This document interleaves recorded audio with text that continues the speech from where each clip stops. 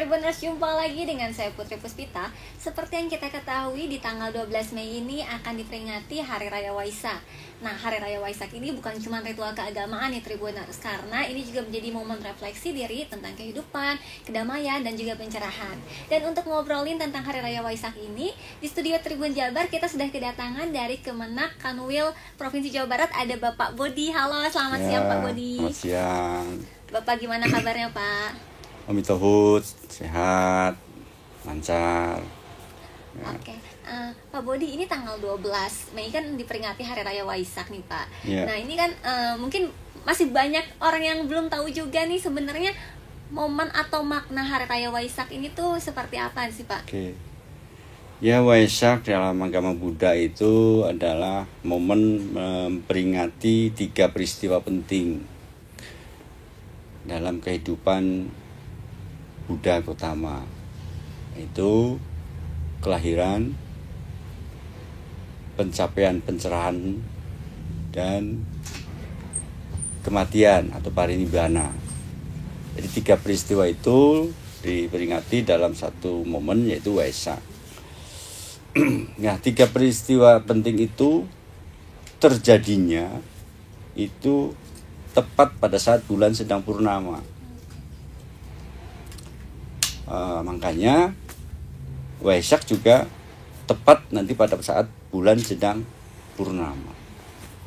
Nah, kenapa Waisak? Ya karena bulan April, Mei, Juni itulah bulan Waisak. Gitu.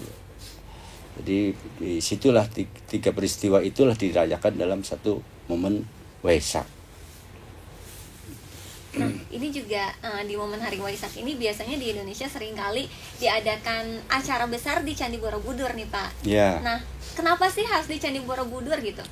Ya, memang perayaan Waisak secara nasional itu di Candi Borobudur karena itu adalah candi agung kita, dan pemerintah juga sudah memberikan kesempatan buat kami umat Buddha perizinannya untuk dirayakan di sana.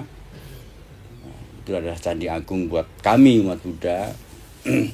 Namun untuk saat-saat ini, beberapa tahun ke belakang, umat Buddha juga sudah ada pilihan-pilihan untuk merayakan Waisak di candi-candi yang lain.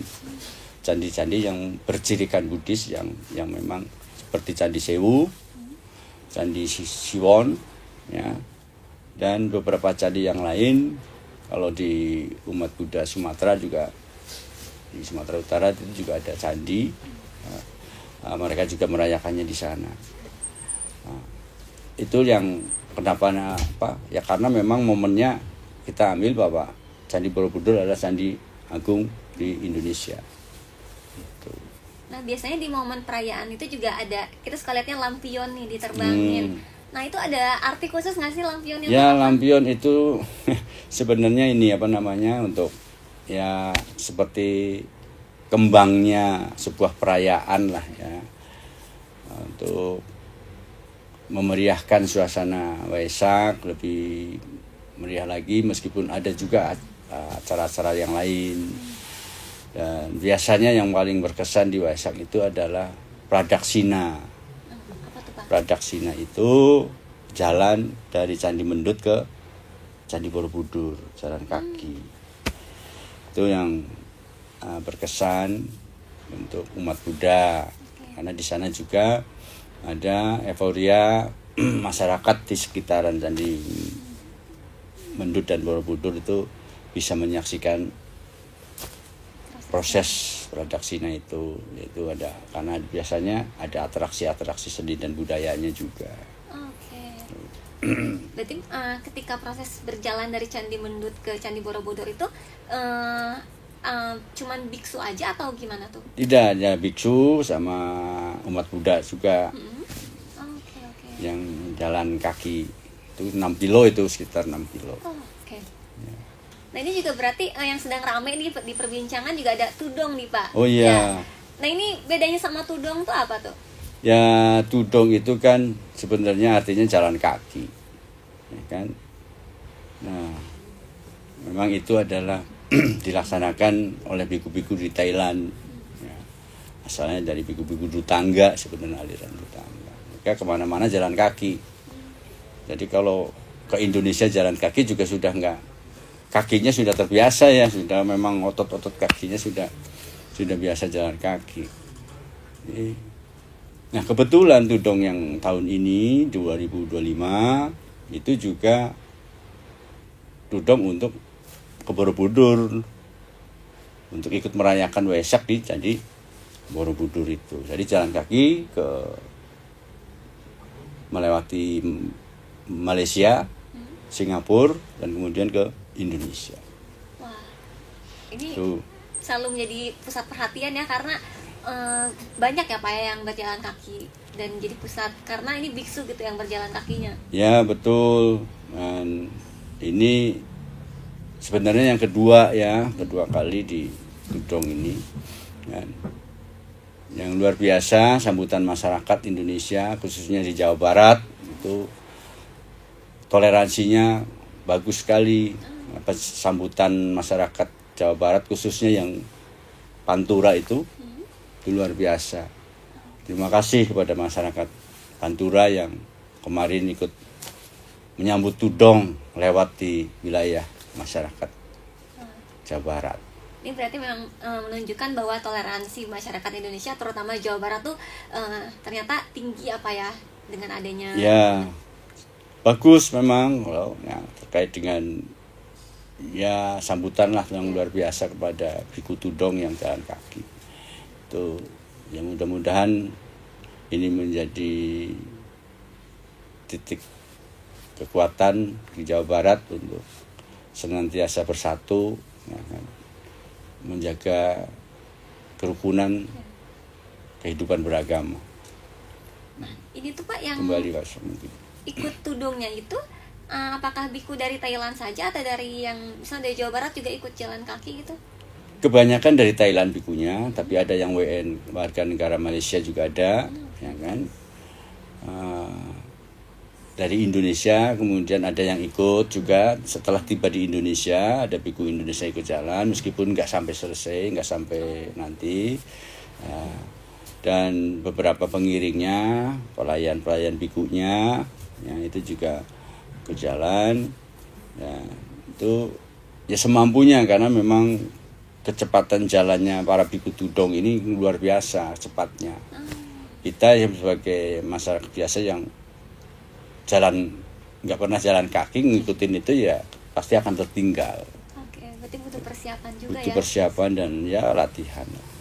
Oke, berarti kalau biku di Thailand itu memang sudah latihan setiap hari seperti itu ya Pak ya? Ya mereka kemana-mana jalan kaki. Oke. Gitu.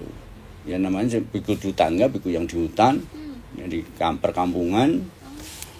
Nah, kalau kemana-mana nunggu kendaraan juga mungkin lama, mendingan jalan kaki. Jadi ini udah terlatih terkait dengan Tudong itu. Nah, Pak Bodi ini kan bahas tentang Hari Waisak juga mencerminkan karakter Buddha yang memberikan pencerahan gitu Pak. Nah, tapi yang dimaksud pencerahan itu apa sih Pak? Mungkin orang-orang merasa tercerahkan mendapatkan wasiat wangsit gitu Pak. Yeah. Nah, itu gimana? Apa maksudnya? Ya, pencerahan di kami itu mungkin kalau di yang ini adalah wahyu, yang mendapatkan wahyu ya. Jadi nah ini pencerahan yang atas hasil dari upaya sendiri ya. Ketika Pertapa Gotama sebelum menjadi Buddha itu beliau kan pertapa. Ya, beliau pertapa dan berguru ke setiap guru-guru yang ada yang sedang bertapa di sana. Nah, ternyata tidak bisa menjawab apa yang menjadi pertanyaan Pertapa Gotama ini. Jadi masing-masing guru tidak menemukan jawaban yang dia cari. Akhirnya dia Pertapa Gotama itu bertapa sendiri. Ya, melakukan sendiri tanpa guru.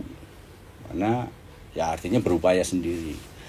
Nah, setelah berupaya sendiri secara ekstrim, itu juga ternyata tidak menemukan jawaban. Gitu loh.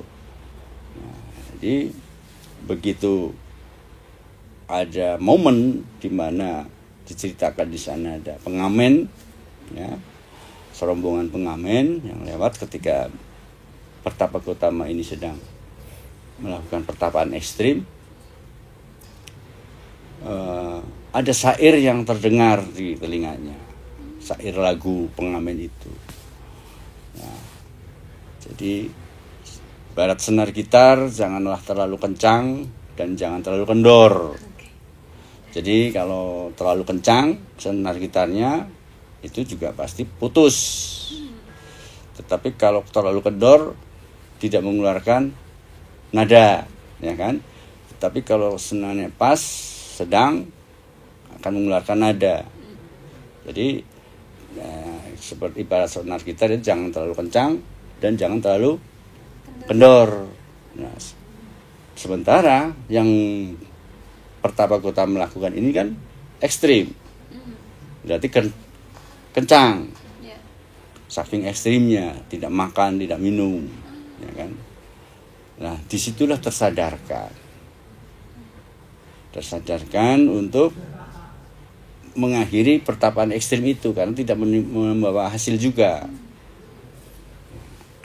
Akhirnya dia sudahi ekstrimnya, ya, dengan kembali minum seperti. Nah, setelah itu melakukan meditasi lagi, ya, baru di sana pencerahan itu berhasil ditemukan, jawaban-jawaban yang dia cari didapatkan di sana, bahwa yang selama berburu ke beberapa yang lain itu tidak menemukan jawaban, ternyata justru setelah dia mengakhiri pertapaan ekstrim dia mendapatkan pencerahan itu, disebutlah kemudian menjadi Buddha karena mendapatkan pencerahan gitu. Nah, tadi berarti Buddha bermeditasi ya Pak. Ini juga zaman sekarang tuh anak-anak muda mulai ikut meditasi supaya lebih tenang gitu di hiruk pikuk yang sangat dar-der-dor gitu. Kayaknya orang-orang lebih tenang bermeditasi. Nah, sebenarnya makna meditasi sendiri sebenarnya untuk apa sih Pak? Ya kan, meditasi itu bukan milik agama Buddha saja sebenarnya. Karena itu kan bisa dilakukan oleh siapapun. Ya, meditasi kan ada meditasi untuk ketenangan batin, ya kan, suasana. Itu juga banyak metode-metode sih ya. Bahkan di beberapa daerah itu meditasi sudah menjadi ajang bisnis, paket-paket meditasi, retret begitu kan. Ya, karena bisa dilakukan oleh semua umat beragama, karena itu meditasi kan ya bagaimana melakukan upaya untuk supaya mendapatkan ketenangan. Ya, tentunya ada teori-teori yang harus dipraktekkan di saat meditasi itu, nanti harus mengikuti guru, karena kalau meditasinya tidak terkontrol itu juga berbahaya. Ya kan? Meditasi itu harus objeknya apa, ya kan? Jadi kalau nggak ada gurunya, nggak ada pembimbingnya, itu ya nanti bisa yang didapatkan malah lamunan, kekosongan pikiran. Kalau kekosongan pikiran nanti berbahaya, ya kan? Jadi harus ada pembimbing. Kecuali yang meditasi yang biasa, bangun tidur, rileks, dilakukan, itu juga biasa. Dengan yang paling sederhana adalah napas, pengaturan napas, keluar masuknya napas disadari bahwa nafas masuk, nafas keluar itu disadari. Oh ini masuk, oh ini keluar gitu kan. Tapi disadari, selalu terkontrol, menjadi objek di situ. Dan itu memang kalau tadi dengan hiruk pikuk, ya sekarang itu bagus untuk dilakukan, karena cukup 15 menit dengan kita konsentrasi untuk pengaturan napas ini, mengetahui itu juga akan membawa ketenangan buat diri kita sendiri. Itu terkait dengan meditasi. Untuk itulah maka Pertapa Gautama itu ya melakukan itu. Nah berarti kan orang-orang biasanya bisa dilakukan juga ya Pak di sela-sela jam istirahat supaya lebih Bisa, tenang. bisa. Udah banyak deadline dari kantor Bisa gitu. sambil berdagang di toko sambil nunggu, ini juga bisa, ya kan. Ya daripada pegang HP mungkin gitu kan. Banyak mudah lah. Bisa 5 menit, 10 menit tergantung dari. Itu sama halnya dengan saudara teman-teman yang sambil berzikir. Itu meditasi sebenarnya, menghitung tasbih. Itu kan konsentrasi gitu. Itu kalau nggak konsentrasi kan udah hitungan keberapa kan nggak tahu. Sama sebenarnya itu konsentrasi. Meditasi juga konsentrasi. Ini kayak terlihat mudah, tapi kalau misalnya kita cobain ya agak susah semuanya gitu ya. begitu. Ada orang ngomong apa jadi pengen ikut ngobrol gitu. Karena kan itu kan pikiran kita titikkan pada satu pusat. Nah, kan konsentrasi pada satu titik. Supaya nah biasanya memang godanya banyak. Lagi konsentrasi ke satu titik ternyata mikir mikir lagi bawa lagi. Kemudian kita tarik lagi ke titik itu lagi gitu. Itu latihannya begitu biasanya. Karena ya kita kan banyak ya. Mungkin mikirin anak, mikirin uang jajan, mikirin uang dapur dan sebagainya kan. Kalau kehidupan berumah tangga. Itu pikirannya, makanya kita belajar memusatkan pada satu titik yang menjadi objek. Misalkan objeknya cinta kasih kepada semua makhluk, ya udah kita pancarkan aja pikiran kita yang baik-baik kepada semua.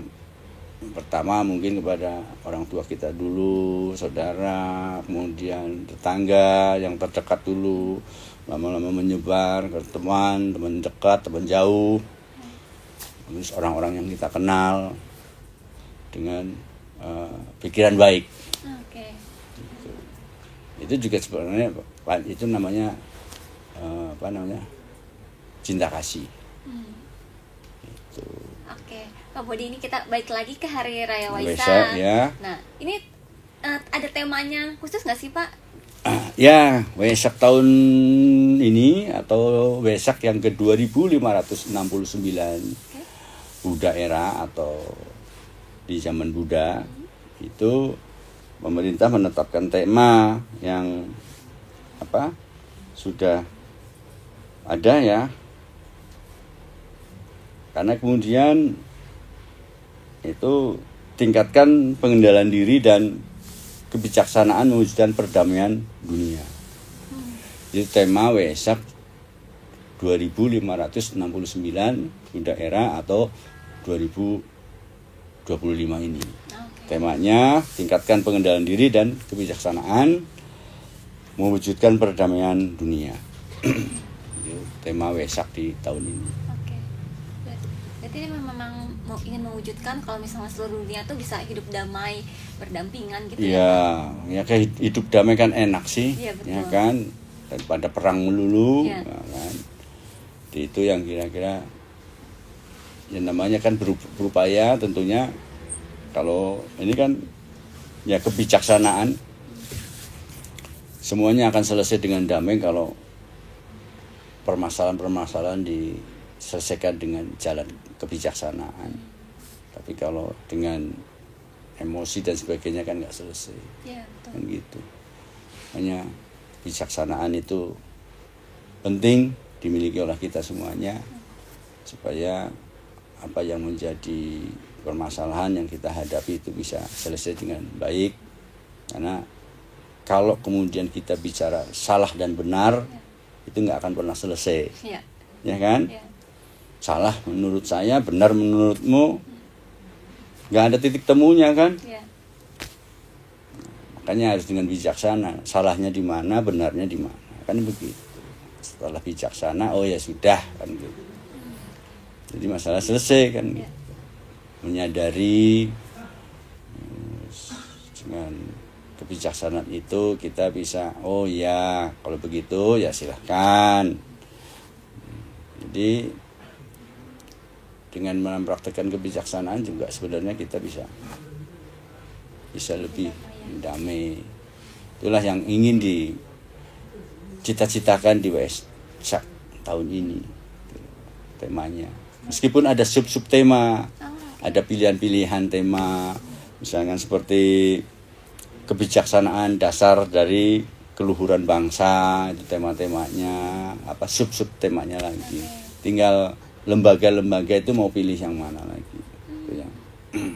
Oke, berarti ini kayak perayaan Hari Raya Waisak juga sebenarnya relate sama kehidupan anak-anak sekarang ya. Kayaknya banyak yang cemas gitu Pak sama kehidupan sekarang karena pergerakannya sangat cepat. Jadi membuat kita tuh kayak ingin mengejar sesuatu yang gak ada ujungnya gitu. Nah, kalau misalnya kita bicara soal karakter Buddha yang lebih damai dan lebih zen gitu ya, lebih ada di sini gitu kehidupan kita tuh seperti apa sih Pak cara mempraktekannya dalam kehidupan sehari-hari? Ya memang betul ya, sekarang itu perasaan cepat sekali ya. Kita di sini masih 4G, ternyata di negara lain sudah 5G sudah bahkan dengar-dengar mau 10G ya 10. Jadi itu kita memang dituntut untuk mengejar itu. Nah, ya itulah dengan kebijaksanaan supaya kita bisa terkontrol juga dengan kebijaksanaan itu. Kalau enggak ya isinya hanya mungkin mencela atau mengolok-olok dan sebagainya. Tapi kalau dengan kebijaksanaan ya kita sadari bahwa kita memang zamannya sudah harus berubah. Dalam agama Buddha tidak ada sesuatu yang kekal. Semuanya akan mengalami perubahan. Bunga plastik pun terasa seperti biasa. Tapi ketika nanti lama-lama dia akan berproses, memudar warnanya, itu perubahan namanya. Meskipun itu plastik. Jadi tidak ada sesuatu yang kekal yang tetap seperti itu. Jadi marilah kita hadapi ketidakkekalan ini dengan kebijaksanaan. Itu. Nah, mungkin ini tema Waisak yang ditetapkan oleh Dirjen Bimas Buddha juga ada bahasa kebijaksanaan. Nah, ini juga nih Pak, mau nanya mengenai gimana sih umat Buddha mempersiapkan diri menjelang Waisak, tidak hanya secara ritual nih, tapi untuk batinnya juga. Oh iya, dalam menyambut Waisak yang tahun ini memang ada surat edaran dari Dirjen Bimas Buddha ya, terkait dengan pelaksanaan Waisak. Beberapa kegiatan-kegiatan yang utama adalah yang membersihkan rumah ibadah masing-masing, itu pasti, karena kita kan mau upacara Waisak dibersihkan, kemudian kegiatan-kegiatan sosial yang lain ya, kegiatan sosial misalkan ada donor darah ya, tabur bunga ke Taman Makam Pahlawan sebagai ucapan terima kasih kepada para pejuang yang sudah mengorbankan jiwa raganya. Kemudian ada fangseng. Ya, fangseng itu seperti melepaskan makhluk hidup, melepaskan seperti mungkin yang pernah lihat Mbak ya, melepaskan burung, ya kan, melepaskan ikan, itu namanya fangseng itu. Dan kemudian ada donor darah. Nah, ada yang baru ini di tahun ini karena itu menjadi program besarnya Pak Menteri Agama, yaitu ekoteologi, itu penanaman pohon. Ya, penanaman pohon. Kalau Pak Menteri menentukannya pohon matoa. Ya. Nah, jadi itu dipadukan. Dan kemudian selain itu ya nanti tentunya perayaan Waisak yang tidak bisa datang ke Borobudur ya dilakukan di wihara-wihara masing-masing untuk menikmati detik-detik Waisak. Itu. Jadi yang tidak datang ke Borobudur ya merayakan di wiharanya masing-masing. Jadi itulah kegiatan-kegiatan yang untuk menyambut Waisak. Oke. Nah, Nah, Pak tadi bicara soal wihara nih, mungkin masih banyak juga yang sulit membedakan bedanya wihara sama kelenteng. Seperti apa nih Pak jadinya? ya kalau dari bentuk memang Ya. kelihatan ya, dari bentuk fisik ya. Ya. Kalau kelenteng kan memang sebenarnya stylenya style Tiongkok sana stylenya, karena memang yang mendirikan dan yang membangun juga dulu leluhur yang dari Tiongkok. Oke. Ya kelenteng itu kan sebutan untuk tempat sebenarnya. Oh. Kelenteng adanya di Jawa, sebutan kelenteng. Oke. Sementara di daerah lain, Sumatera, ya, di Bali itu bukan kelenteng. Misalkan Bio Kongco atau Biokong Kongco gitu kan. Jadi kelenteng, sebutan kelenteng hanya ada di Jawa. Untuk menyebut rumah ibadah. Ya. Gitu loh. Jadi ya kalau kemudian kekiniannya disebut wihara. Itu loh. Oh, oke. Mungkin kalau orang luar negeri, orang Malaysia dan sebagainya ngertinya temple, Ya. kan kuil, Iya. kan gitu. Nah, sebutan untuk rumah ibadah. Jadi ya kenapa dulu kelenteng dengan kok beda dengan yang di Sumatera, meskipun stylenya sama, bentuknya sama, tapi kenapa kok beda? Yaitu ya konon kebiasaan orang-orang Jawa Sunda itu kan menyebut satu tempat dengan adanya sesuatu, misalkan dulu kan karena sering di situ terdengar bunyi kelentang. Cuma Gitu. dengar ya. Ya, karena ketika mau beribadah membunyikan lonceng dulu, bunyinya kelentang, makanya dinamakan kelenteng sebutan itu. Sementara di provinsi lain ya tetap Namanya beda. namanya Kongco atau Biokong atau apa gitu kan. Ini kebiasaan orang kita di tanah Jawa kan seperti itu. Oke, ini ilmu baru juga nih ya, ilmu Ya. baru yang orang-orang mungkin harus tahu banget nih biar tahu Ya kan bedanya. orang-orang sini juga kreatif. Aci digoreng namanya cireng kan begitu kan. Ada cimol, Cimol. bojo, atau macam-macam lagi ya, Gitu, anaknya iya. namanya banyak. Sama, dulu juga begitu. Kenapa dulu itu disebut daerah itu sekarang dinamakan Karangjati? Ternyata di situ banyak pohon jati. Nah, kan bisa aja. Orang-orang kita dulu begitu, leluhur kita kasih nama tempat. Oke, nih Pak Bodi, mengenai Hari Waisak juga banyak yang beranggapan sebagai momen refleksi diri. Nah sebenarnya apa sih yang harus kita renungkan gitu untuk di perayaan Hari Raya Waisak ini? Ya, masing-masing memang punya cara untuk bagaimana merenungkannya. Tapi ya perenungan kali ini dengan kehidupan yang sekarang, kondisi kita saat ini ya dengan bijaksana tadi. Misalkan dengan kaitannya dengan perekonomian yang sedang mungkin belum lagi ketidakpastian ekonomi, ya harus dengan bijaksana tentunya. Ya yang tadinya mungkin apa saja dibeli, ya kan, sekarang berarti harus direm-rem. Yang penting-penting dulu yang dibeli, itu kan supaya enggak terkait dengan ketidakpastian ekonomi dan suasana politik tahun ini ya. Mari kita dengan bijaksana, refleksinya dengan bijaksana, dan kemudian dengan berpikir, berbuat dan berperilaku bijaksana. Itu adem nanti. Oke. Ya. Ya tidak harus di rumah ibadah, yang penting bisa berbuat baik. Karena kan berbuat baik bisa kepada siapapun. Tidak harus yang satu iman, kepada siapapun. Oke, Pak, kalau misalnya di ajaran Buddha juga ada tentang kemelekatan nih. Jadi kita tuh sebagai manusia seringkali terlalu melekat gitu sama duniawinya kita. Nah itu seperti apa sih Pak?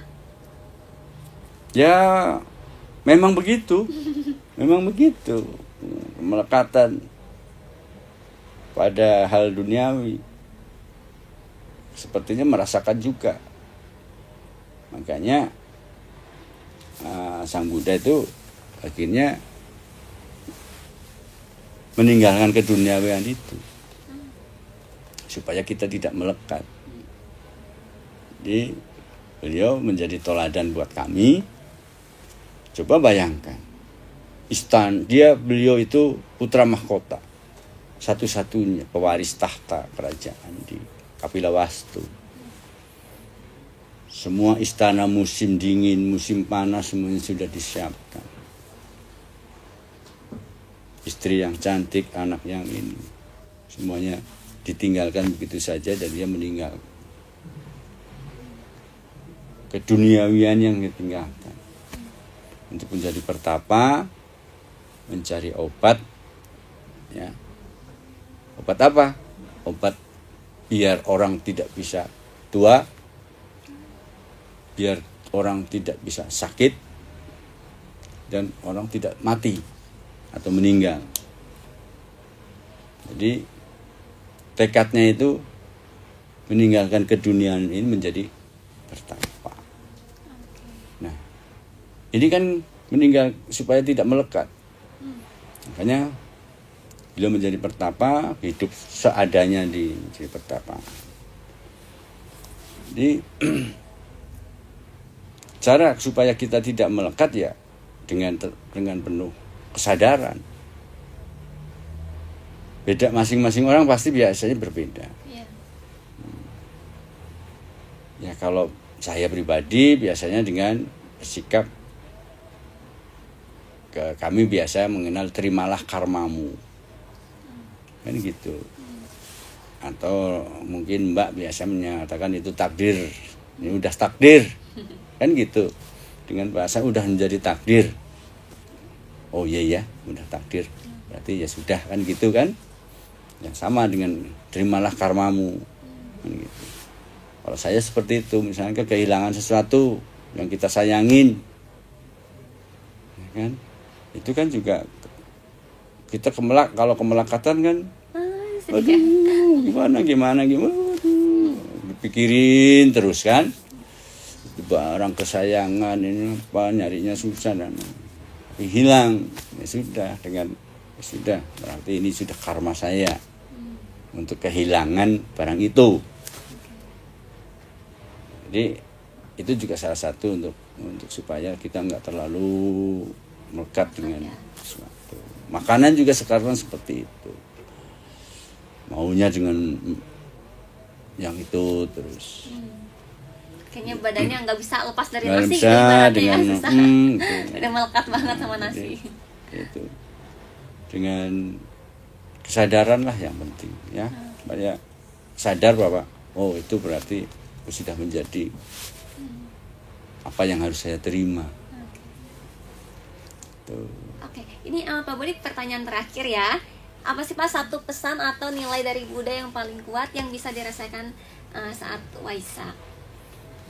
Ya, yang universal itu adalah pesan dan harapan itu adalah Sabbe Satta Bhavantu Sukhitata. Semoga semua makhluk hidup berbahagia.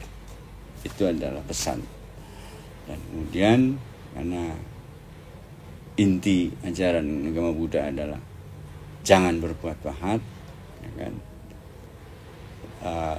Tambahlah kebajikan, gitu kan?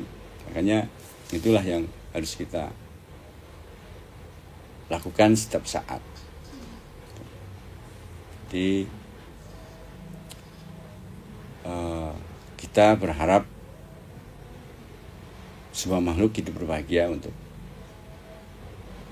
apa, di kehidupan ini. Oke, dari Pak Budi mungkin boleh ucapan untuk selamat Hari Waisak sebagai closing statement. Oh gitu ya. Oke. Kepada umat Buddha yang menyaksikan apa itu podcast ini, saya ucapkan selamat Hari Raya Waisak ke 2569